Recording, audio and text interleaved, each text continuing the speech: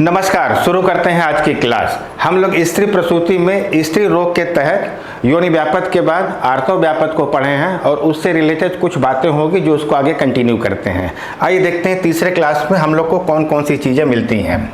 ठीक है, यहाँ देखते हैं व्याधि मिलती है जिसको हम कहते हैं अश्रिक दर। निसंदेह एक महत्वपूर्ण व्याधि होगी। अश्रिक दर को समझने का प्रयास करते हैं कौन कौन से आचार्य ने किस तरह से इसकी बातें की हुई हैं। अगर अश्रिक दर शब्द की अगर हम बात करें तो सबसे पहले ये विधि देखें तो आपको सुश्रुत में मिलता है। अगर आपसे कोई पूछे कि अश्रिक दर का वर्णन सबसे पहले हमें कहाँ मिलता है तो आपका उत्तर केवल और केवल सुश्रुत होगा। ठीक है, ध्यान रखिएगा। भेद इसके कितने होते हैं? 4 और उपद्रव कितने होते हैं? 10। तो जब हमको कहीं भेद और उपद्रव को एक साथ याद करना होता है तो हम लोग एक साथ एक शब्द बना लेते हैं, 410 याद कर लेंगे। ठीक है, बगल में नोट कर दीजिएगा 410। 410 शब्द आपसे परिचित होगा। आप देखिए चरक संहिता के अष्टोदरी अध्याय में है ना, 4 भेद वाली 10 व्याधियां थी, तो यहाँ उसको कनेक्ट कर सकते हैं। दूसरा यहाँ देख सकते हैं ये यशद है ना, आगे पढ़ेंगे रसशास्त्र में। यशद का मेल्टिंग पॉइंट भी कितना होता है? 410 होता है। तो 410 फिगर हमको 2-3 जगह मिलते हैं, ये 2 चीज़ें देख सकते हैं। 410 का मतलब हो गया अश्रिक दर के 4 भेद होंगे और उपद्रव 10 होंगे। ठीक है, अब देखिए चरक की बात की गई है। चरक चिकित्सा 30 में आते हैं या माधव निदान में भी आते हैं। तो इन्होंने क्या कहा इसको थोड़ा सा समझने की जरूरत है। कहते हैं रजः प्रदीर्यते यस्मात् प्रदरस्तेन स स्मृत, है ना। तो अब आपको यहाँ एक चीज समझ में आया होगा कि अगर आपसे पूछा जाता है कि अश्रिक दर का प्रथम वर्णन कहाँ मिलता है तो आपका उत्तर सुश्रुत होगा, और पूछा गया प्रदर का प्रथम वर्णन कहाँ किया गया है तब आपका उत्तर चरक होता है। प्रदर और चरक में प्रदर और अश्रिक दर में दोनों एक ही जैसी व्याधियां हैं। अलग अलग आचार्यों ने अपने हिसाब से इसको बताया हुआ है, ये देखते हैं। बट प्रदर का प्रथम वर्णन चरक संहिता और अश्रिक दर का प्रथम वर्णन सुश्रुत संहिता। देखिए रजः प्रदीर्यते, प्रदीर्यते का मतलब समझिएगा। प्रदीर्यते मतलब होता है विस्तार। विस्तार मतलब होता है जब विस्तार होगा तो क्या होगा? मात्रा अधिक होगा। तो कहते हैं रज की जब मात्रा अधिक होती है उसी को हम क्या कहते हैं? प्रदर कहते हैं। बेटा अगर प्रदीर्यते कभी मतलब पूछेगा तो चक्रपाणी को भी देखेंगे तो प्रदीर्यते के लिए विस्तारितः शब्द प्रयोग किए हैं, और विस्तार मतलब मात्रा में अधिक। सामान्य रूप से अगर हम कहें कि प्रदीर्यते मतलब क्या होगा तो आप कह सकते हैं मात्रा में अधिक, मात्रा में अधिक, है ना। तो रज की अगर मात्रा में अधिक स्राव होती है तो उसी को हम क्या कहते हैं? प्रदर कहते हैं। माधव निदान को देखिए, दीर्यते शब्द प्रयोग किए हैं। अब दीर्यते का भी मतलब वही होता है जो प्रदीर्यते का है, तो चीज वही लिखा है, दीर्यते च्यवते यस्मिन् नित्यम इति अश्रिक दर। अब चक्रपाणी को देख ही लीजिए, प्रदीर्यते इति प्रदर, यहाँ शब्द का यूज कर दिए हैं। विस्तारितो बोले हुए हैं, ये देख सकते हैं। असर्ग दीर्यते बोले हुए हैं, यस्मिन् अति अश्रिक दर। तो देख सकते हैं चक्रपाणी ने इसको और क्लियर कर दिया है। सामान्य सा मतलब प्रदीर्यते का मतलब क्या होगा? विस्तारितो। विस्तार मतलब अधिक, मात्रा में अधिक, रज का स्राव होना है प्रदर कहलाता है। बात हम सुश्रुत को लेके करेंगे, क्योंकि सुश्रुत को अगर आप देखें यहाँ पर तो आपको मिलता है अति प्रसंगेन। ठीक है, देखिए लक्षण देखिएगा सुश्रुत के अनुसार, तदेव अति प्रसंगेन, ये शब्द ध्यान रखिएगा। आपसे पूछा जाता है अति प्रसंग के द्वारा उत्पन्न व्याधि किसको मानते हैं तो उसका उत्तर होता है अश्रिक दर। ठीक है, और कहते हैं इसको मतलब थोड़ा सा हम समझाएंगे, प्रवृत्तम अनऋतवः अपि। यहाँ अति प्रसंग का मतलब होता है अधिक मात्रा में स्राव होना। अति प्रसंग का मतलब क्या है? मात्रा में अधिक स्राव होना। इसीलिए देखिए अति प्रसंग के बाद प्रवृत्ति लिखे हुए हैं। ठीक है, कहते हैं कि ऋतु काल में, रजः स्राव काल में रज का अत्यधिक मात्रा में स्राव होना, या कहते हैं अनऋतवः अपि, है ना, और बिना ऋतु काल में, या कह सकते हैं 2 रज स्राव के काल के बीच के समय में भी अल्प मात्रा में भी रज का स्राव होना अश्रिक दर कहलाता है। मतलब अति प्रसंग का मतलब समझिएगा, अत्यधिक मात्रा में रक्त का स्राव होना, प्रवृत्त होना, अनऋतवः अपि, और बिना ऋतु काल में भी रज का सामान्य स्राव भी होना, वो क्या कहलाएगा? अश्रिक दर कहलाएगा। थोड़ा मतलब इसको समझिएगा। असृग दर विजानियात, देखिए असृग दर विजानियात अतो अन्य रक्त लक्षणात, कहते हैं इसमें जो रक्त का स्राव होता है, आर्तों की तरह रक्त का जो स्राव होगा वो निश्चित तौर पे जो सामान्य आर्तों का लक्षण होता है उससे हट के होगा, है ना। इसीलिए तो अन्यत रक्त लक्षणात, जो रक्त का सामान्य लक्षण होता है उससे हटके होगा, या कहते हैं सामान्य जो आर्तों का लक्षण होता है उसके विपरीत, उससे अतिरिक्त हमको लक्षण मिले और अति प्रसंग ऋतुकाल में, रजस्राव काल में अधिक मात्रा में रक्त निकले, या अगर अन्य ऋतुवह काल है, मतलब दो ऋतुओं के बीच का काल है, दो रजस्राव के बीच के समय जो काल, अन्य ऋतु काल, ऋतु के अतिरिक्त काल जो होगा उसमें से भी अगर रक्त का स्राव होता है तो उसको हम क्या कहते हैं, असृग दर कहते हैं। ठीक है, अगर आपसे पूछा जाए असृग दर का सामान्य लक्षण क्या होगा, है ना, तो आपका उत्तर होगा सर्व स अंग मर्द स वेदना, अंग मर्द और वेदना, केवल और केवल दो ही उत्तर इसका होगा, अंग मर्द और वेदना। अगर असृग दर का आपको सामान्य लक्षण पूछे या केवल लक्षण भी पूछ दे तो बेटा इसके अलावा और कोई आपका उत्तर नहीं होगा, अंग मर्द और वेदना। ठीक है, श्लोक में आपको साफ साफ दिख जा रहा है अंग मर्द और वेदना। अष्टांग संग्रह ने इसको रक्त योनि कहा है, इस पॉइंट को थोड़ा ध्यान रखिएगा, रक्त योनि शब्द कौन प्रयोग किया है, अष्टांग संग्रह करते हैं। देखिए अष्टांग संग्रह के अगर श्लोक को देखते हैं तो बिल्कुल सुश्रुत जैसा ही श्लोक है, चरक तो वहाँ पर रजः प्रदीप्ते यस्मात् करके छोड़ दिए हैं, फिर चार भेद बताए हुए हैं, फिर चारों भेद के लक्षण हम लोग कोशिश करेंगे यहाँ भी थोड़ा समझाएंगे, बाकी चरक में पढ़ेंगे ही।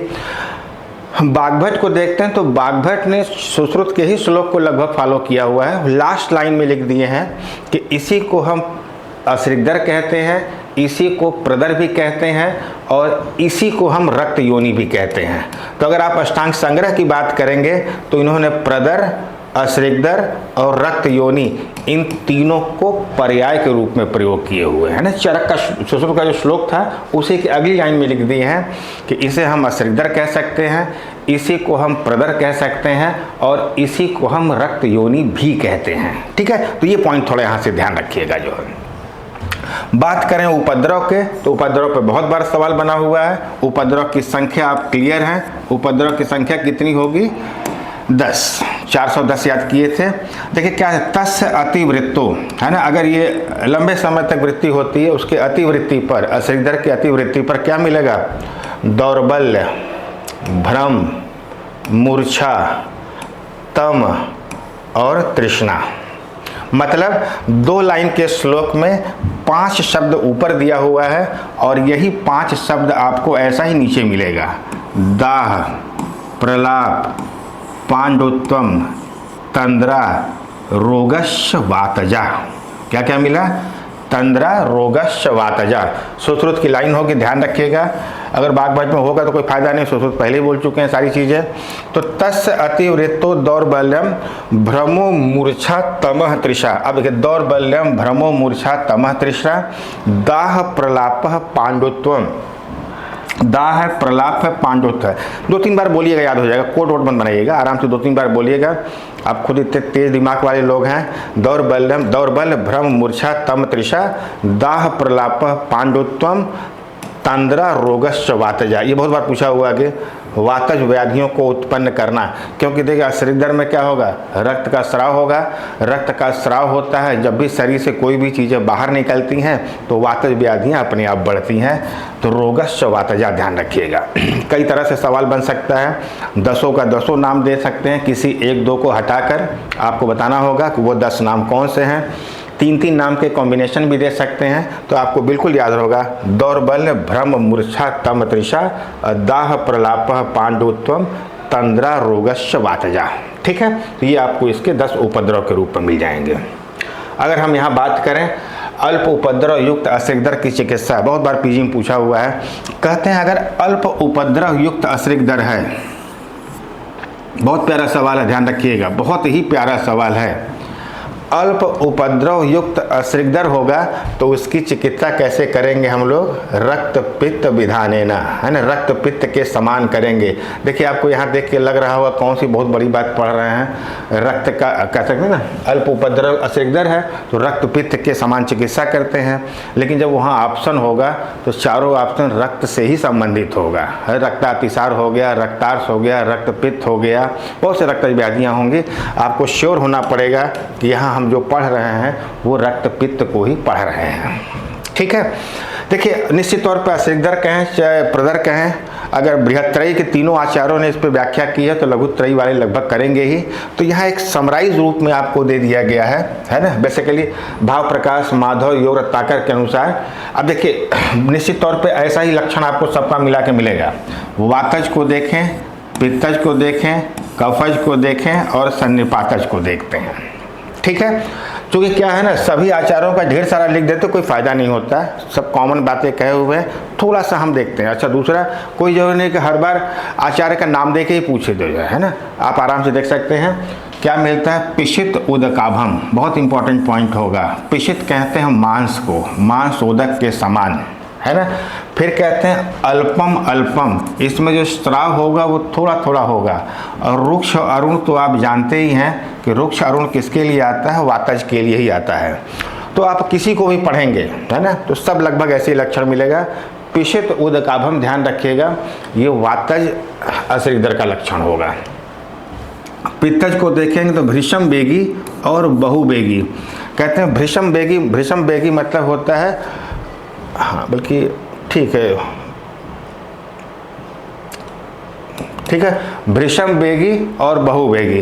कहते हैं जो इसका अर्थों का वेग होगा वो बहुत तेज होगा और ज़्यादा होगा, है ना। तो भृशम बेगी और बहुवेगी। अब देखिए क्या है, रक्त का ही स्राव होगा और रक्त का सामान्य लक्षण किसके हिसाब से मिलता है? पित्त की तरह मिलता है। तो पित्त वाले में ही आपको मिलेगा भृशम बेगी और बहुवेगी।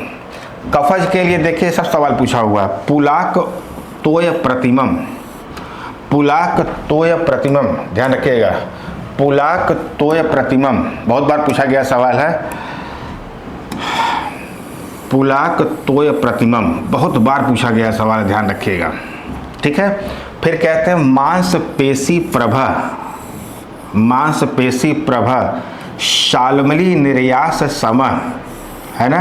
और यहीं पर कह सकते हैं गैरिकोदक प्रतीकाशम, है ना। हम लोग सुश्रुत थोड़ा पढ़ लेंगे तो ये चीज़ें बहुत याद नहीं करनी होती है, अपने आप आपको तैयार हो जाता है। कहते हैं पुलाक तोय प्रतिमम, पुलाक तोय उसे कहते हैं जब चावल होता है ना, चावल का जो कच्चा दाना होता है, चावल जब फसल में ही रहे, जब कच्चा रहे उसको दबाते हैं तो वाइट रंग का जो चावल बाद में पकने के बाद सॉलिड हो जाता है वो लिक्विड फॉर्म में रहता है, उसी को पुलाक कहते हैं। श्वेत वर्ण का होगा पुलाक, कफज भी श्वेत ही होगा। मांसपेशी प्रभा, अगर पिशित उदकाभम पूछा जाता है तो आपका उत्तर वातज होगा, और मांसपेशी प्रभा पूछा जाएगा तो उत्तर आपका कफज हो जाएगा। शाल्मली निर्यास सम गैरिकोदक प्रतीकासम, अब सुश्रुत भी बोले हुए हैं कि रक्त में अगर कफ दोष मिल जाता है तो वो गैरिक के समान हो जाता है, तो गैरिकोदक भी पूछा जाएगा तो आपका उत्तर क्या हो जाएगा? सब कफज के लिए ही जाएंगे। ठीक है, पिशित को याद कर लीजिए, पिशित को। बाकी अल्पम अल्पम रुक्षण भृशम बेगी और बहुबेगी पित्त के साथ ही मिलेगा। कफज में आते हैं तो आपको सारा वो लक्षण ध्यान रखिएगा, चाहे पुलाक तो हो, चाहे मांसपेशी, चाहे शाल्मली हो, चाहे गैरिक हो। ठीक है, जब हम सन्निपातज में आते हैं तो ये बहुत प्यारा सा लक्षण है, देखिए छौद्र सर्पी हड़ताल वर्ण, बल्कि मज्जा को भी जोड़ लीजिए इसी में। मज्ज प्रकाशम कुड़पम कंस नीलम आकुलम, कंस नीलम आकुलम।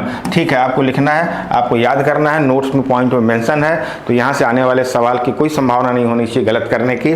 तो देख सकते हैं छौद्र सर्पी हड़ताल वर्णम, जब ढेर सारे वर्ण आ जाए, मज्जा भी आ जाए, सर्पी भी आ जाए, छौद्र भी आ जाए, हड़ताल भी हो जाए, तो वो सब सन्निपातज वाला ही होगा।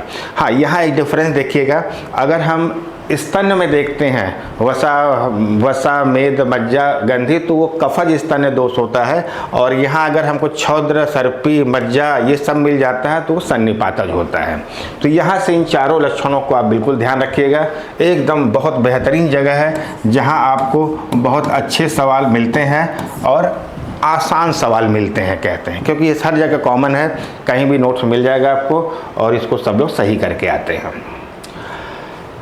चरक के अनुसार, चरक जब हम 30 में जाएंगे तो प्रदर को पढ़ेंगे डिटेल थोड़ा सा।